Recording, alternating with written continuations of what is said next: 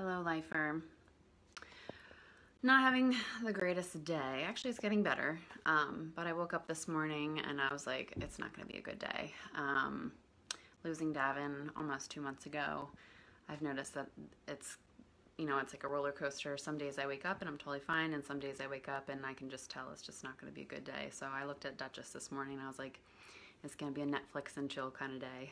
Although I haven't watched any TV yet, and it's 1:15. So just trying to get out of this, I don't want to call it a funk because it's grieving, but just trying to feel good today. There's a lot of different things that I've been doing spiritually that has been helping, but I just wanted to kind of talk about some of the tangible things here in my home that has been helping me. Also thinking about tomorrow is day 1 of my 30-day fat burning and cleansing system.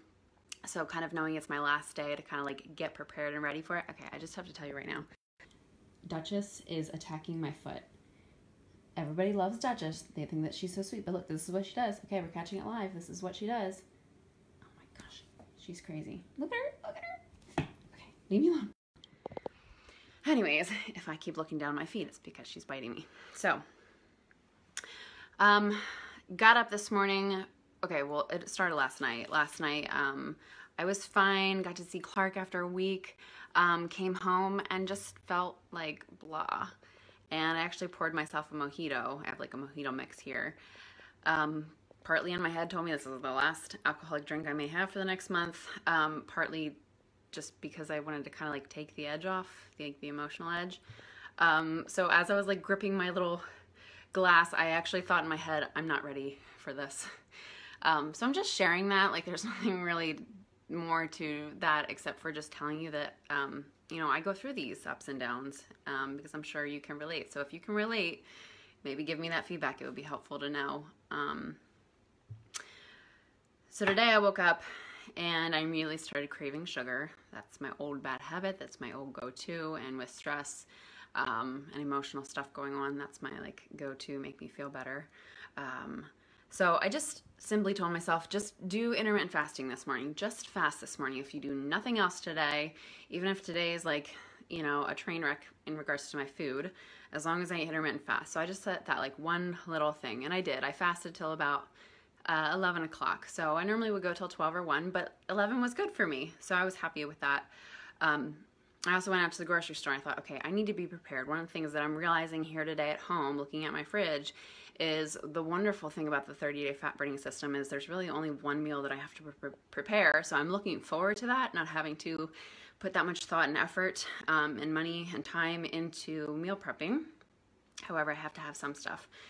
But again, just emotionally, I don't know if you guys can relate, but I was like, I don't even feel like thinking about what I want to make for dinner for the next couple of days. So I did go to the store and I just bought some basics. And I'm in my office, but I'm going to walk over and show you my basics that I got. What am I doing? I'm walking fast. I'm walking fast. I don't want this to be too long of a video. Okay. So I just stocked up on some basics. I know for me, a good evening snack is apples with peanut butter. So I got a bag of those, or like an afternoon snack also. I just stocked up on some other veggies. Veggies and protein, like it's so easy to get carbs in my day. Carbs and fats are not hard to get in my day whatsoever. I have to moderate them, but I have to be really intentional about getting my veggies in. So I just got some more carrots. I also got a lemon. I thought, okay, I'm gonna have some like lemon water this week. Gotta get back in that habit. I also got an avocado. And as you can see, baby spinach and kale salad. So I have no like set plans for any of these things. They're just kind of like some staples that I know, if they're here, I will eat them. I'm also really into this Silk protein nut milk. It's a little higher in sugar. I mean, it's not too bad for a cup. It's 14 grams of sugar, but it's 10 grams of protein. And the fat that you see in there is a healthy fat. So, and I hope this is carrageenan free. I'm pretty sure this one's carrageenan free.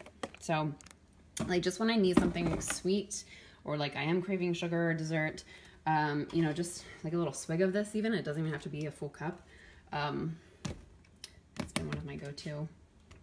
So that's basically, oh, and then I grabbed some protein. So I got some organic chicken and I got some chicken meatballs.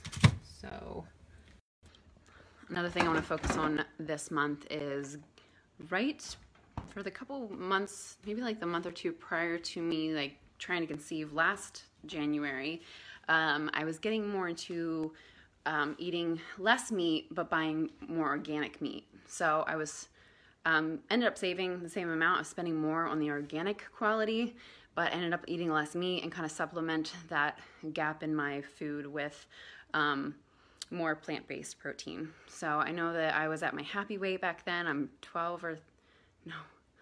15 pounds over my happy weight right now. And again, giving myself grace for that, but ready to feel good about myself in my clothes and pictures and stuff like that. So last thing that I'll share with you real quick about today is I had a big to-do list. I was talking with another mother of loss today, actually on a public post. You can go back on my newsfeed and find it, but I put up some kind of quote and I forget exactly what it was, but it was just about like, kind of like feeling and dealing with your stuff. And she said, yeah, you're like me, like you just kind of try to push through and you probably thrive off of accomplishing things, and that's so me. Like when I like mark things off my checklist, I feel really, really good. And so kind of being in this like lull, you know, for me, it's losing my son. For you, it might be marital problems. It might be stress with your kids. It could be stress at your job, whatever the situation is that you're finding yourself in, where you're struggling to get on the bandwagon. For me, oh my gosh, where was I going with that? Oh, yeah, just accomplishing things, checking them off the list makes me feel good, but at the same time, I'm finding I don't have the, not so much physical energy, but like the emotional, like mental energy or capacity to do some of those things. Like I said, I woke up this morning and all I wanted to do was just like watch TV all day and cuddle with my bunny on the couch. So it's like I want to do the things because they make me feel good, but I also don't want to do the things because I just want to like not do anything. So just kind of like this morning, I thought, okay, if the only thing I do was the intermittent fasting, that's all I'll do. I ended up having a pretty healthy lunch anyways. This morning, I thought, in regards to doing the like non-food things, we call them soul foods, right? The other things in life that feed us. And for me, it's accomplishing some things in my home. Working on my home environment has been my goal lately.